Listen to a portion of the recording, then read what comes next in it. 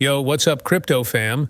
It's your Whiteboard Invest coming at you with another red-hot crypto update. We've got a ton of ground to cover today, so let's dive right in. In today's video, we're going to be talking about crypto power. Michael Saylor says Wall Street and Congress want Bitcoin. Bitcoin price updates. Is this the start of a new bull run? Arkham Intel. Donald Trump tops the list of crypto-holding celebrities. Genesis to repay $3 billion to creditors. DOJ arrests two in connection with $73 million crypto laundering scheme. Before we get into all that, smash that like button and subscribe to the channel if you're new here. I bring you fresh crypto content all the time, so you don't want to miss out. Buckle up, crypto crew, because things just got interesting in Washington.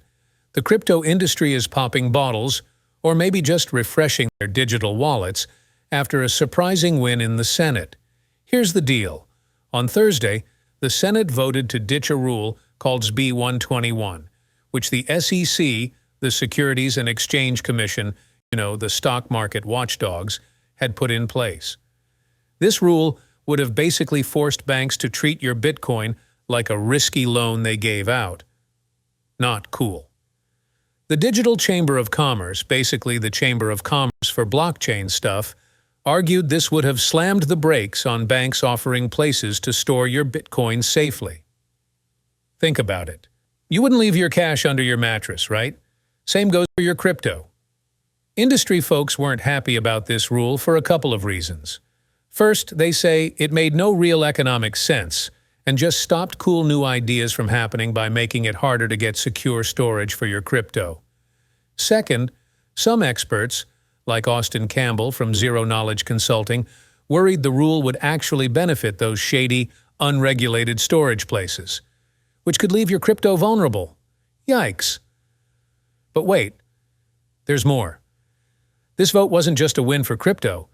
It was a shocker in terms of how everyone voted. You wouldn't believe it, but 12 Democrats actually joined forces with the Republicans to ditch this rule. This is a big deal because it shows that even folks who might not be total crypto converts are starting to see its potential.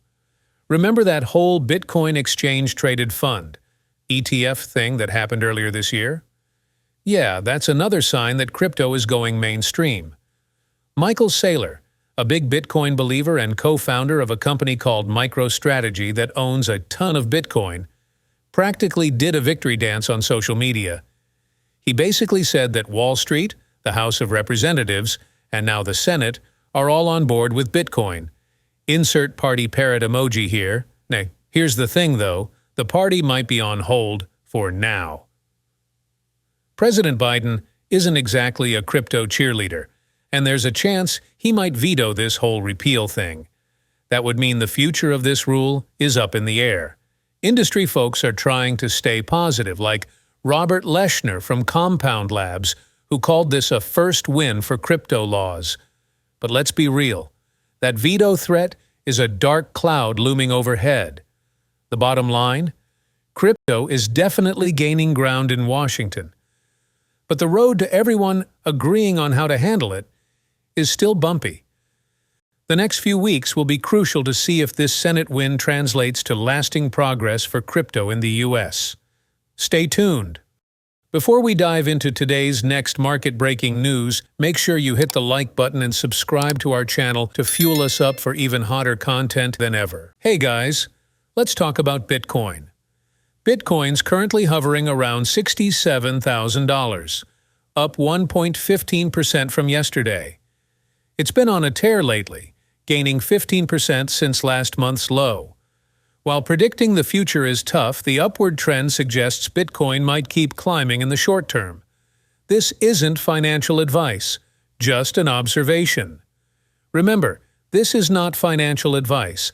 I'm just a language model, and I don't know anything about investing. So do your own research before you make any decisions.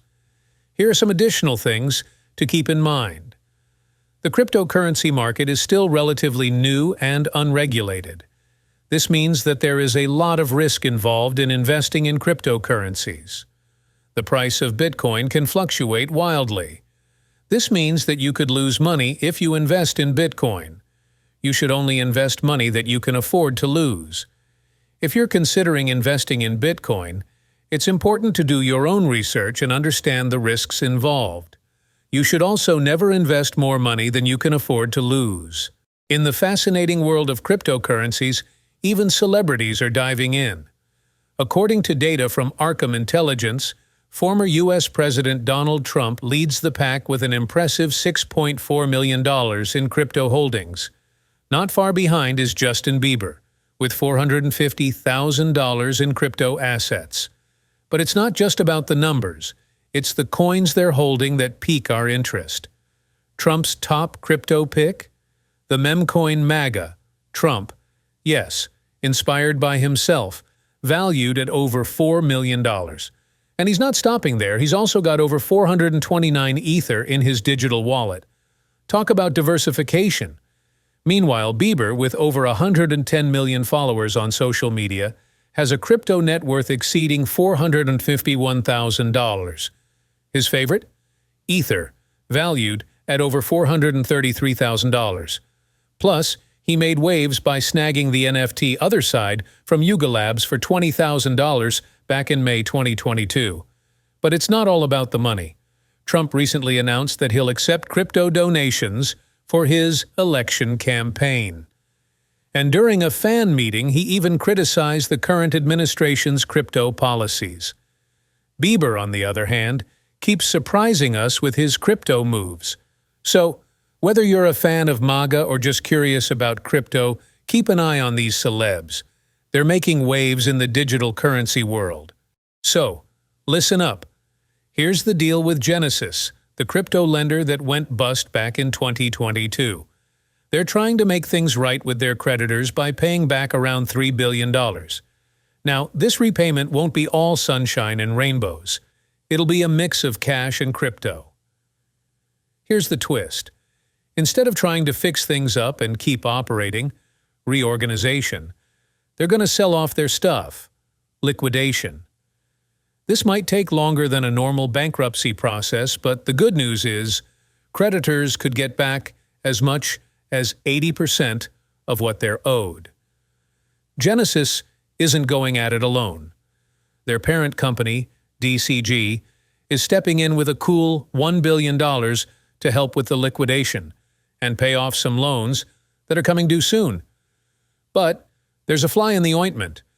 The SEC, America's securities watchdog, is suing Genesis and its partner Gemini.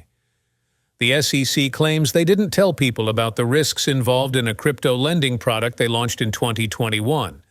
This lawsuit could definitely throw a wrench in the whole plan. Let's look at some examples. Remember how Bitcoin's price skyrocketed since Genesis went bust? Well, that could be good news for creditors getting paid back in crypto. DCG also has a history of helping out their other companies financially, so maybe they'll have Genesis back too.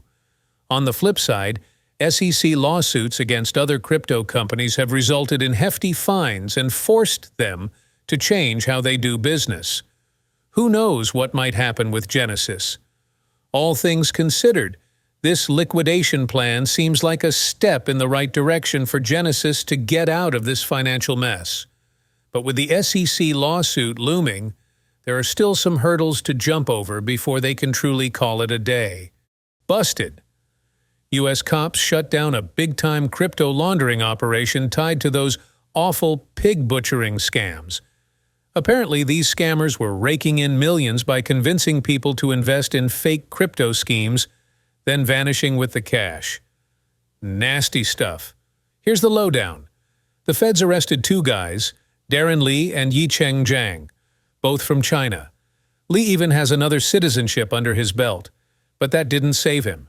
They're accused of running a whole money laundering ring. Imagine a fancy criminal car wash, but for dirty crypto instead of dirty money. So how'd this ring work? Here's the scammy part. They'd trick people into sending big chunks of money to fake bank accounts like shadowy companies nobody's ever heard of. These are called shell companies, basically pretend businesses used to hide where the money came from. Then, poof, The money gets shuffled around international accounts and crypto exchanges, making it super hard to track. Clever, but not clever enough. We're talking big bucks here. Over $73 million got funneled through these fake accounts in the Bahamas, then converted into a type of crypto called Tether. And that's not all. A single crypto wallet linked to this whole mess raked in over $341 million. Yikes. Listen, this is why the feds are cracking down on these crypto scams. Cryptocurrency can be a good thing, but some folks use it for bad stuff too. The whole idea behind crypto is that it can move around the world easily, but that also makes it easier for scammers to hide their tracks. That's why catching these guys is a big win. So, what happens to these two suspects?